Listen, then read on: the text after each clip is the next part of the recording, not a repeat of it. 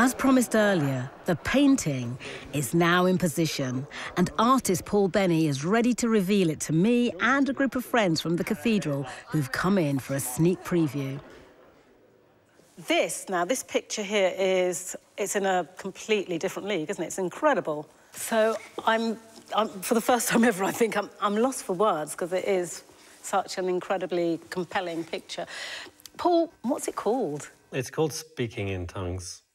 I suddenly discovered that there are many stories, not only in the Bible, but in other sacred texts, that have fire as a representation of the Spirit, as in the Holy Spirit. But the man there touching the shoulder of the man with... Sheila, what was your first reaction when you saw this? How did it make you feel? Honestly, when I first saw it, I didn't like it. I didn't kind of get into it at first. It's taken me quite a few minutes of standing and looking and listening and thinking, and then suddenly I was in there and I was with those people and I wanted to know more about what was going on. I like the fact that you've used contemporary figures to represent the apostles. Why did you do that, and who are they? It's just my mates. It occurred to me that the painters of historical scenes or biblical scenes in the Renaissance until recently have or will have always used their friends as models. It's very interesting to see the way that you've used this sort of reflective resin effect. What were you hoping to create with that? Well, it's a technique I've used over the last year or two, and I've got more and more extravagant, and this is the most ambitious piece I've tried. You can literally see yourself in there, can't you? That's right, and that's a bit of a shock to start with, because you think, oh, shall I stand somewhere else where I can't see me? And then you realise that that is the sole purpose of it, that you're supposed to see you within that group. I like the way the fire seems somewhat separate from them. They're hardly aware that it's there, and I think very often we don't know when God's doing something. We need to pay more attention. But I think, as a woman, I feel that picture actually speaks to everybody, not just men. It's that moment, that hinge moment, really, of a turning point from perhaps their grief and sorrow and anxiety to suddenly something new is happening. The eyes, the figures, the faces here are still coming to terms with what's going on. Some of them are quite uncertain about what's happening here, but there's a sense of momentum and energy within the painting, which is deep and very real. It's bringing our experience today alive and bringing Pentecost alive with us.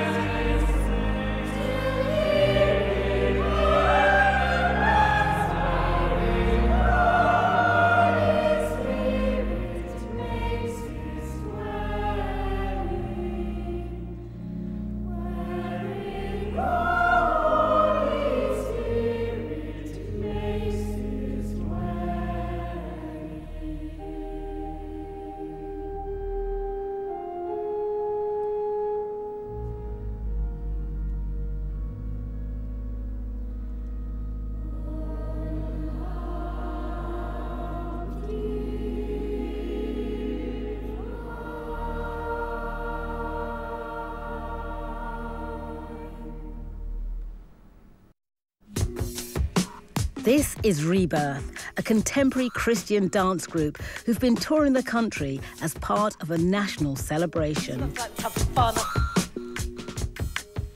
In a minute, these guys are going to teach me some moves, but before that, we're going to find out about the festival that celebrates Pentecost, the biggest birthday party ever. So it really is the celebration of Pentecost Festival. 7 years ago, Andy Frost set up the festival to put Pentecost back on the map, and today churches across the UK are hosting parties to mark the birthday of the church.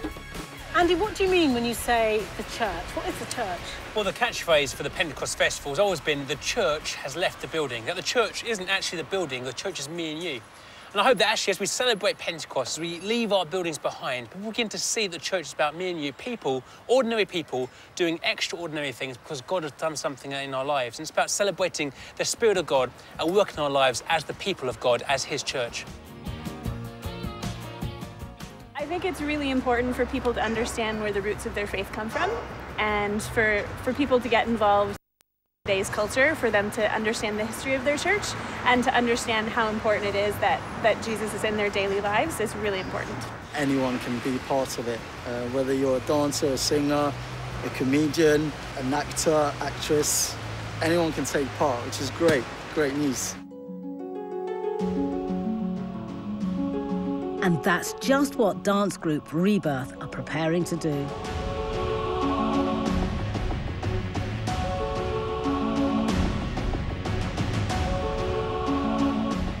So D7, how do you actually tell the story of Pentecost through dance? Basically, we keep it to the biblical story of it, and the day of Pentecost, and everything represents, and how, I guess, God's Spirit came down.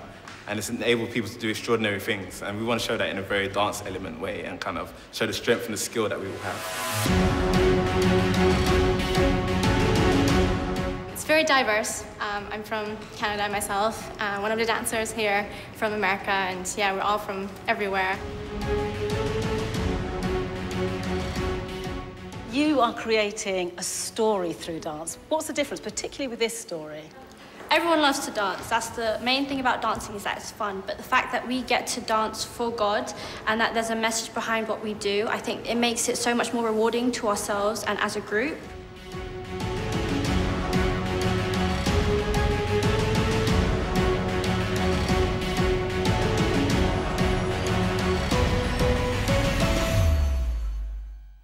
All right then, D7, I'm in your capable hands. I need you to teach me a little move so I can feel as if I'm part of your dance troupe. All right, cool. So, I'm just gonna go down. 5, 6, 7, and ha, ha, boom.